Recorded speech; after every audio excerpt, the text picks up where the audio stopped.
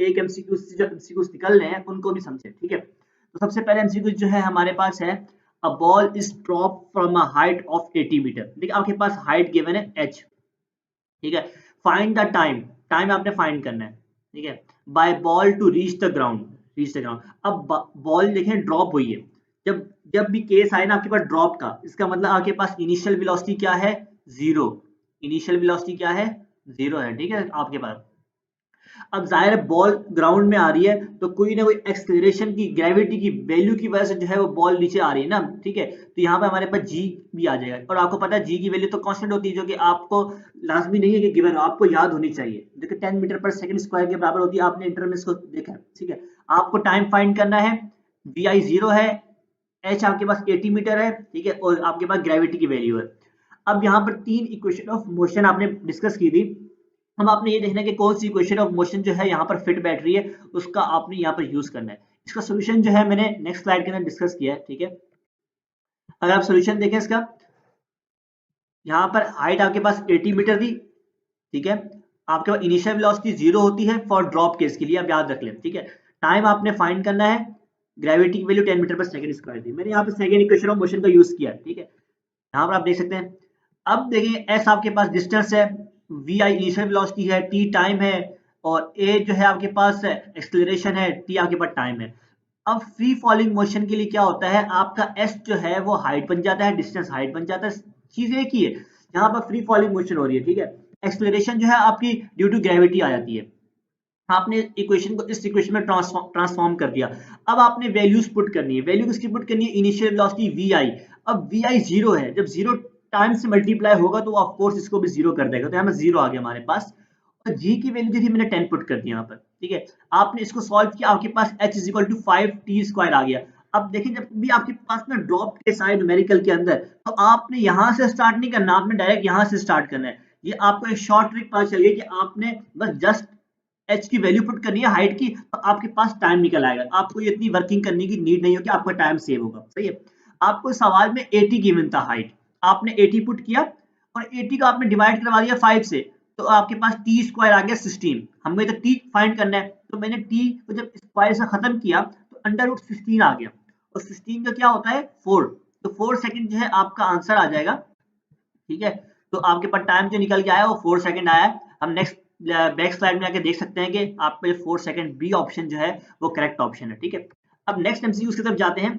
Second MCQ से पूछा गया है, जेम्स चैडविक डिस्कवर इन 1932, ठीक है। उसने क्या डिस्कवर किया था, देखिए इसने जो डिस्कवर किया था वो न्यूट्रॉन किया था, लेकिन मैंने यहाँ पर आपको इलेक्ट्रॉन के बारे में पढ़ा दिया, प्रोटॉन के बारे में भी पढ़ा दिया। देखिए जब वो आपसे न्यूट्रॉन का पूछ सकता है तो इसका मतलब वो इलेक्ट्रॉन नहीं पूछ सकता है, वो आपसे प्रोटॉन का भी पूछ सकता है। पॉजिट्रॉन जो है हमने अपने सेकेंड ईयर कोर्स में कहीं भी डिस्कस नहीं किया, तो इस वजह से मैंने इसके ऊपर बात नहीं की, ठीक है। अब यहाँ पर देखिए जे थॉमसन जो था ना, उसने इलेक्ट्रॉन को डिस्कवर किया था, प्रॉपर्टीज ऑफ कैथोड रे की जब स्टडी कर रहा था वो, तो उसने डिस्कवर किया था इलेक्ट्रॉन को। अब प्रोटॉन क्या है, प्रोटॉन जो है रदरफोर्ड का नाम आता है कि रदरफोर्ड ने उसको नाम दिया था प्रोटॉन का, ठीक है। तो इस वजह से जब भी आपसे पूछा जाएगा ना कि प्रोटॉन किसने डिस्कवर किया, तो आप रदरफोर्ड का नाम लेंगे, ठीक है। और इसी तरह जो न्यूट्रॉन जो है हमारे पास, वो चैडविक ने किया था, जेम्स चैडविक, ठीक है। तो यहाँ पर वजह भी बताई गई कि अब उसने न्यूट्रॉन डिस्कवर हुआ तो उसने नाम इसको क्यों दिया, ये ठीक है यहाँ पर बताया गया। तो आपको पता चल गया कि आपका आंसर जो है न्यूट्रॉन है, ठीक है। अब देखिए यहाँ पर आपके 2 से 3 एमसीक्यूज यहाँ से निकल आए। नेक्स्ट एमसीक्यूज की तरफ जाते हैं, 3 एमसीक्यूज। इसके अंदर आपके पास क्या है, sound waves are always dash, ठीक है। अब यहाँ पर तो मैंने सिंपल सा बता दिया कि ट्रांसवर्स वेव्स के अंदर कौन कौन सी आती है, लाइट वेव्स आती है, रेडियो वेव्स आती हैं, वाटर की वेव्स आती हैं, हीट वेव्स आती हैं आपके पास, सही है। और लॉन्गिट्यूडनल वेव्स के अंदर आपके पास साउंड वेव्स आती हैं और स्प्रिंग वेव्स आती हैं, ये तो मैंने आपको बता दिया। लेकिन अब आपको यही नहीं पता कि ट्रांसवर्स वेव्स होती क्या है, लॉन्गिट्यूडनल वेव्स क्या होती है, तो इनको भी हम डिस्कस करने वाले हैं अपनी इसी वीडियो के अंदर, नेक्स्ट स्लाइड के अंदर, सही है। तो पहले आपको आंसर तो पता चल गया आपका कि ट्रांसवर्स लॉन्गिट्यूडनल वेव्स है, ठीक है, क्योंकि साउंड वेव्स की एग्जांपल जो है वो लॉन्गिट्यूडनल वेव्स के अंदर आती है, तो इस वजह से आपका आंसर जो है लॉन्गिट्यूडनल हो गया। लेकिन अब आपको फर्क पता होना चाहिए, आपसे एमसीक्यूज के अंदर ये भी पूछ सकता है कि लॉन्गिट्यूडनल की डेफिनेशन आ सकती है, ठीक है, ट्रांसवर्स की डेफिनेशन आ सकती है, तो ये आपको पता होना चाहिए, ठीक है। हमने डिस्कस करते हैं इसको। सबसे पहले जो है मैंने ट्रांसवर्स वेव की डेफिनेशन को डिस्कस किया यहाँ पर, ठीक है। डेफिनेशन से क्या है, if the particle of medium vibrate perpendicular, देखिए यहाँ पर जो पार्टिकल है, जो आपकी यहाँ पर वेव बनी है, ये आपकी वेव बनी है, ठीक है। अब वाइब्रेशन जो है इसकी ऊपर नीचे हो रही है, या अपवर्ड और डाउनवर्ड जो निशान दिखाया गया है ये इसकी वाइब्रेशन को शो कर रहा है, ठीक है। लेकिन जो वेव जो मूव कर रही है वो फॉरवर्ड डायरेक्शन में कर रही है। आप यहाँ पर देख सकते हैं फॉरवर्ड का एरो, ठीक है। अब इसका क्या मतलब है, देखिए आपकी मोशन जो है वाइब्रेशन मोशन वो अपवर्ड है, और आपकी जो वेव की जो प्रोपगेशन है मतलब वो ट्रेवल जिस डायरेक्शन में कर रही है वो आगे आपकी फॉरवर्ड डायरेक्शन है। अब आप इनके दरमियान में अगर एंगल देखें तो ये क्या बनना है, परपेंडिकुलर बनना है, 90 डिग्री बनना है। तो ये तभी तो यहाँ पर लिखा हुआ है perpendicular to the direction of propagation, तभी तो आपकी यहाँ पर परपेंडिकुलर आया है। अब आपका कॉन्सेप्ट क्लियर हो जाएगा, ठीक है। आपको याद करने की जरूरत नहीं है, आपको पता चल गया कि हमारी जो वाइब्रेशन जो हो रही है वो अपवर्ड हो रही है, और जो हमारा जो ट्रेवल कर रही है वो हमारे पास ट्रेवल कर रही है फॉरवर्ड डायरेक्शन में, ठीक है। परपेंडिकुलर इसके दरमियान एंगल बनना है, ठीक है। तो इसको हम कहते हैं ट्रांसवर्स वेव। जब आपके पास एंगल बन रहा हो 90 डिग्री का आपकी वाइब्रेशन और आपकी प्रोपगेशन ऑफ वेव के दरमियान में, तो आप इसको ट्रांसवर्स वेव कहते हैं, सही है। यहाँ पर मैंने एक एग्जांपल दिखाई है थोड़ा अंडरस्टैंडिंग के लिए आपको कि वेव किस तरह प्रोडक्शन होती है वेव की। यहाँ पर आप देखेंगे ये रोप है, ए और बी जो है इसके दरमियान में जो रोप है, ठीक है। हमने इसको पुल किया यहाँ से पोजीशन ए से, ठीक है। तो यहाँ पर अपवर्ड डायरेक्शन में एक पल्स जनरेट हुआ है, ठीक है। अब ये पल्स जो है ना ये ट्रांसफर हो रहा है, आगे आगे ट्रांसफर हो रहा है, ठीक है। तो ये हमारे पास सिंगल है, रिपीटेड नहीं हो रहा, नॉन रिपीटेड है, ठीक है। ये जो डिस्टर्बेंस क्रिएट हुई थी हमारी रोप के अंदर, ठीक है, ये सिर्फ एक यहाँ पर सिंगल हुई, फिर यही आगे ट्रांसफर हो गई, फिर यही आगे ट्रांसफर हो गई, तो उसको हम पल्स कहते हैं, ठीक है। लेकिन अगर यहाँ पर देखें, यहाँ पर हमारी जो है जो यहाँ से एक एंड फ्री है, यहाँ पर देखें यहाँ दोनों तरफ से ना इसका एंड फिक्स था, लेकिन यहाँ से हमारा एक एंड फ्री है, ठीक है। तो अब यहाँ पर जो कंटिन्यूअस अप एंड डाउन हो रहा है, कंटिन्यूअस आप यहाँ पर देख सकते हैं कंटिन्यूअस जो है आपके पास हो रहा है, तो इसको हम कहते हैं ट्रांसवर्स वेव कहते हैं, ठीक है। कंटिन्यूअस वेव जो है हमारी ट्रेवल कर रही है। अब यहाँ पर दो चीजें समझने की है, यहाँ पर सी लिखा हुआ है और टी लिखा हुआ है, ठीक है। सी का मतलब होता है हमारा क्रस्ट, ठीक है, ये क्रस्ट होता है, और ये आपके पास क्या होता है, ट्रफ होता है, ये सही है। क्रस्ट क्या होता है आपके पास, ये हाईएस्ट पॉइंट होता है, ठीक है, एलिवेशन होती है, ठीक है। और यहाँ पर जो होती है हमारे पास डिप्रेशन होती है, मतलब लोएस्ट पॉइंट जो होता है ना आपका डाउनवर्ड, उसको हम कहते हैं, ठीक है। अब यहाँ पर एक और चीज आपके पास निकल जाती है, वेवलेंथ। वेवलेंथ को समझना बहुत ज्यादा जरूरी है। देखें अब वेवलेंथ क्या होती है, ये डिस्टेंस होती है आपके पास दो सक्सेसिव क्रस्ट के दरमियान में। अब एक क्रस्ट ये रहा और एक क्रस्ट ये रहा, अब इनके दरमियान जो डिस्टेंस होगा ना वो आपके पास होगा वेवलेंथ। इसी तरह अगर आप टर्फ में देखें, यहाँ से लेके यहाँ तक का जो दरमियान आपके डिस्टेंस होगा ना, ये भी आपके पास वेवलेंथ होगा। या आप क्रस्ट ले लें या आप टर्फ ले लें, बात एक ही है, दोनों के दरमियान का डिस्टेंस हम क्या कहेंगे, हम लोग वेवलेंथ कहेंगे। अब नेक्स्ट हम डिस्कस करने वाले हैं लॉन्गिट्यूडनल वेव्स के दरमियान। लॉन्गिट्यूडनल वेव के अंदर क्या होता है, जो वाइब्रेशन होती है ना वो सेम होती है उसी डायरेक्शन के अंदर जिस डायरेक्शन के अंदर आपकी वेव मूव कर रही है, ठीक है। आपकी वेव इस डायरेक्शन में मूव कर रही है तो आपकी वाइब्रेशन जो है, देखिए यहाँ पर एक स्प्रिंग है, ठीक है। अब यहाँ पर स्प्रिंग जो है कंप्रेस हो रहा है, फिर वो के अंदर रेयर फ्रिक्शन आ रही है, ठीक है। तो वो दोनों एक ही डायरेक्शन के अंदर हो रही है, उसको हम कहेंगे लॉन्गिट्यूडनल वेव, सही है। अब इसके अंदर हमारे पास जैसे हमने डिस्कस किया उसके अंदर ट्रांसवर्स वेव के अंदर कि हमारे पास क्रस्ट बनना था और ट्रफ बनना था, लेकिन इसके अंदर हमारे पास क्या होता है, कंप्रेशन होती है और रेयर फ्रिक्शन होती है। कंप्रेशन किस तरह होती है, कंप्रेस होता है, ठीक है, और रेयर फ्रिक्शन आपको पता है इस तरह होती है, ठीक है। आपको ये आपको एग्जांपल से मैंने समझा दिया, ठीक है। अब वो मीडियम जहां पर हमारे पार्टिकल बहुत ज्यादा क्लोज होते हैं, कंप्रेशन के अंदर हमारे पार्टिकल जो है बहुत ज्यादा क्लोज हो जाते हैं एक दूसरे के, और हाई डेंसिटी और हाई प्रेशर होता है। जबकि रेयर फ्रिक्शन के अंदर हमारे पास क्या होता है, जो पार्टिकल्स होते हैं वो एक दूसरे से बहुत ज्यादा दूर होते हैं, और उसकी वजह से हमारा जो प्रेशर होता है वो भी कम होता है। इसी तरह अगर हम वेवलेंथ की बात करें लॉन्गिट्यूडनल वेव्स के अंदर, तो वो कैसे होगी, दो सक्सेसिव जो हमारे पास कंप्रेशन होगी उसके दरमियान का जो डिस्टेंस होगा, अगर आप ये देखिए यहाँ से लेके ये आपके पास कंप्रेशन है पूरी, यहाँ भी कंप्रेशन है, इनके दरमियान का डिस्टेंस आपके पास वो आपके पास वेवलेंथ कहलाएगी। इसी तरह रेयर फ्रैक्शन में देखेंगे तो रेयर फ्रैक्शन के अंदर आपके पास क्या होगा, वेवलेंथ यहाँ से लेके यहाँ तक हो जाएगी, ठीक है। तो मतलब जो रेयर फ्रैक्शन और वेवलेंथ किस तरह निकालते हैं आपको पता चल गया कि क्रस्ट के अंदर हम लोग देखते हैं दो सक्सेसिव क्रस्ट के अंदर दरमियान का जो डिस्टेंस होगा वेवलेंथ होगी। इसी तरह अगर हम देखें रेयर फ्रैक्शन के अंदर या कंप्रेशन के अंदर तो आपको पता चल गया कि वेवलेंथ होती है, ठीक है। नेक्स्ट एमसीक्यू से सॉल्व करेंगे। नेक्स्ट एमसीक्यू से हमारे पास क्या है कि the device which change, AC का मतलब होता है अल्टरनेटिंग करंट, ठीक है, डीसी का मतलब होता है डायरेक्ट करंट। अब कौन सी ऐसी डिवाइस है जो अल्टरनेटिंग करंट को कन्वर्ट करिए डायरेक्ट करंट के अंदर, ऑप्शंस के ना।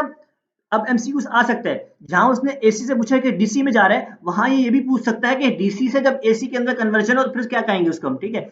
तो ये रेक्टिफायर की डेफिनेशन होती है कि जब अल्टरनेटिंग करंट जो है आपका कन्वर्ट होता है डीसी करंट के अंदर, ठीक है। तो आपको पता चल जाए कि आपका जो करेक्ट ऑप्शन है वो ए है। लेकिन अगर आपको यही पता चाहिए कि ऑस्किलेटर क्या होता है, ऑस्किलेटर में रिवर्स होता है रेक्टिफायर का पूरा, ठीक है। इसमें डीसी कन्वर्ट होता है हमारे पास एसी के अंदर, ये आपको पता होना चाहिए। बाकी एम्पलीफायर के बारे में पढ़ लेते हैं। एम्पलीफायर क्या होता है, ये इलेक्ट्रॉनिक डिवाइस है जो यूज होती है आपकी पावर लेवल को इंक्रीज करने के लिए इनपुट सिग्नल के। इनपुट सिग्नल में आपके पास क्या हो सकता है, वोल्टेज हो सकता है, आपका करंट हो सकता है, तो आपके पास इनपुट सिग्नल हो गया। तो इसकी जब पावर को इंक्रीज करने के लिए जो डिवाइस यूज की जाती है वो एम्पलीफायर यूज की जाती है, ठीक है। तो हमारे पास ये एमसीक्यू सॉल्व हो गया। नेक्स्ट एमसीक्यू जो है हमारे पास, अ पीस ऑफ वायर, एक वायर का पीस है, ठीक है। ये हमने एक वायर का पीस ले लिया, यहाँ पर आप देख सकते हैं ये पूरा वायर का पीस ले लिया मैंने, और वो बोल रहा है इस कट इनटू 4 इक्वल पार्ट्स, इसको 4 पार्ट्स में डिवाइड करो। अब मैंने यहाँ पर इसको 4 पार्ट्स में डिवाइड कर दिया। आपको पता है आपके पास जो सर्किल होता है, सर्किल में आप अगर आप इसको 4 पार्ट में डिवाइड करें तो ये 1/4 के बराबर आता है, ठीक है। अब हमने क्या किया था, हमने जो एक वायर थी हमने उसको कह दिया उसका रेजिस्टेंस जो है R है। अब उसको जो हमने डिवाइड किया 4 पीसेस के अंदर, तो हमारे पास इक्वल पार्ट्स, ठीक है, इसने यहाँ पर मेंशन किया इक्वल पार्ट्स में होना चाहिए। तो 1/4 जो है हर पार्ट का उसका जो है हमारे पास R/4 आ गया, सही है। अब वो क्या कह रहे हैं, जो आपने पीसेस के अंदर जो डिवाइड किया है वो उनको बंडल कर दो, bundle together side by side to form a thicker wire. हमने देखे यहाँ पर साइड बाय साइड ने इनको कर दिया, ठीक है, और यहाँ पर हमारे पास एक थिकर वायर बन चुकी है as compare to original wire, सही है। तो अब यहाँ पर देखें इन जो 4 आपके पास वायर हैं जो हमने पीसेस के अंदर की थी, ये चारों के चारों आपस में पैरेलल है, सही है, पैरेलल है। और हाँ, अब फाइंड क्या करना है, रेजिस्टेंस ऑफ बंडल को फाइंड करना है, ठीक है।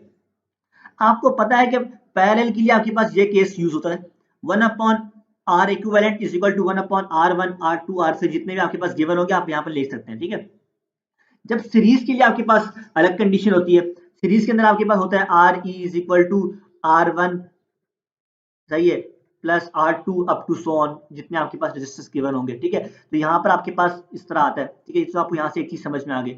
अब इसको हमने सॉल्व करना है। नेक्स्ट मैंने स्लाइड के अंदर इसका सोल्यूशन मैंने शेयर किया आप लोगों के साथ, ठीक है। तो यहाँ पर आप देखें जस्ट मैंने वैल्यूज पुट की है। R1 आपके पास R/4 आ गया, R2 भी R/4 आ गया, R3 भी R/4 आ गया, और R4 भी क्या है R/4 आ गया, सही है।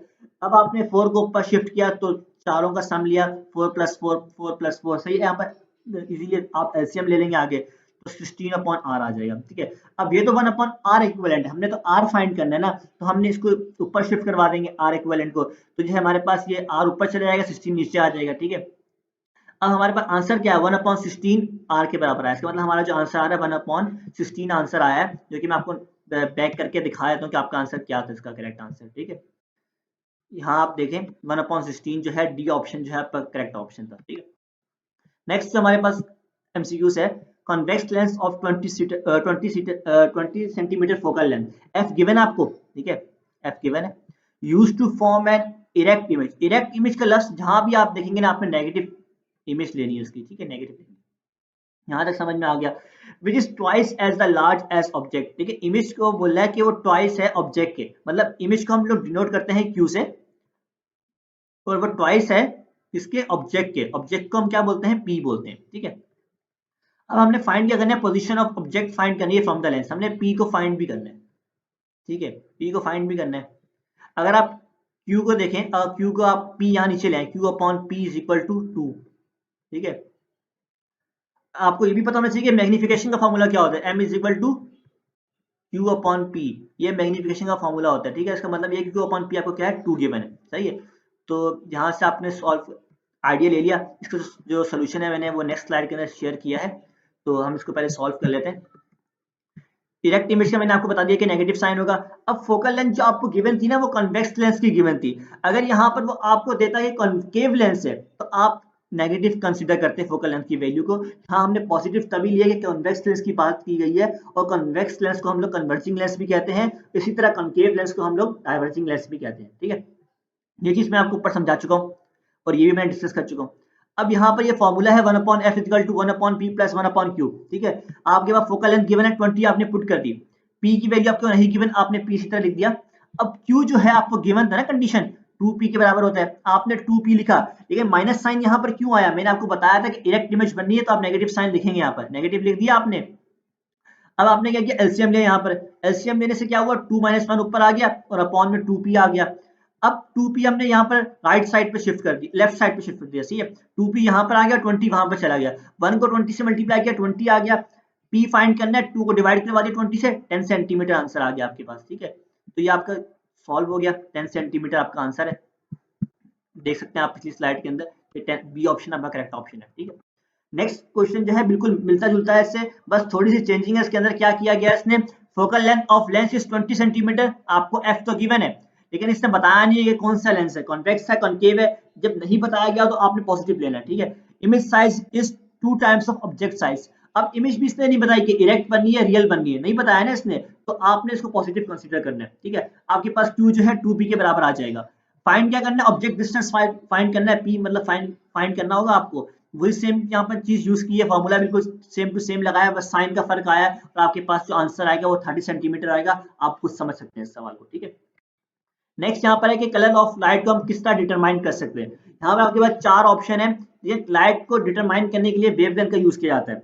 यहाँ पर मैंने आपके पास प्रिज्म दिखाया है कि जब प्रिज्म से लाइट पास होती है, जब वो डिस्पर्शन होती है उसकी, तो हमारे पास 7 डिफरेंट कलर्स आते हैं, सही है, जिसको हम लोग विबगोर कहते हैं, ठीक है। Violet, indigo, blue, green, yellow, orange, red, ठीक है। इनको याद करने का जो आसान तरीका विबगोर होता है, ठीक है, उससे हम याद कर लेते हैं इनको। तो आपको जो करेक्ट ऑप्शन जो है वेवलेंथ आएगा। लेकिन आपसे ना यहाँ पर 2 एमसीक्यूज और पूछे जा सकते हैं कि किस तरह, क्या शॉर्टर वेवलेंथ किसकी होती है, कौन से कलर होता है उसका, लॉन्गेस्ट वेवलेंथ का कौन सा कलर होता है, उसको मैंने नेक्स्ट स्लाइड के अंदर डिस्कस किया, सही है।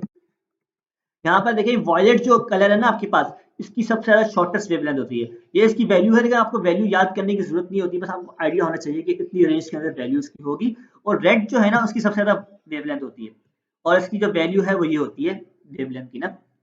अब मेरा आपसे एक सवाल यहाँ पर ये है कि अगर हम अपवर्ड से डाउनवर्ड की तरफ आते हैं, ठीक है, तो आपके पास वेवलेंथ इंक्रीज होगी या डिक्रीज होगी। देखिए आपके पास रेड की जो वैल्यू है ना वेवलेंथ की, वो सबसे ज्यादा हाई है, और वायलेट की सबसे ज्यादा कम है।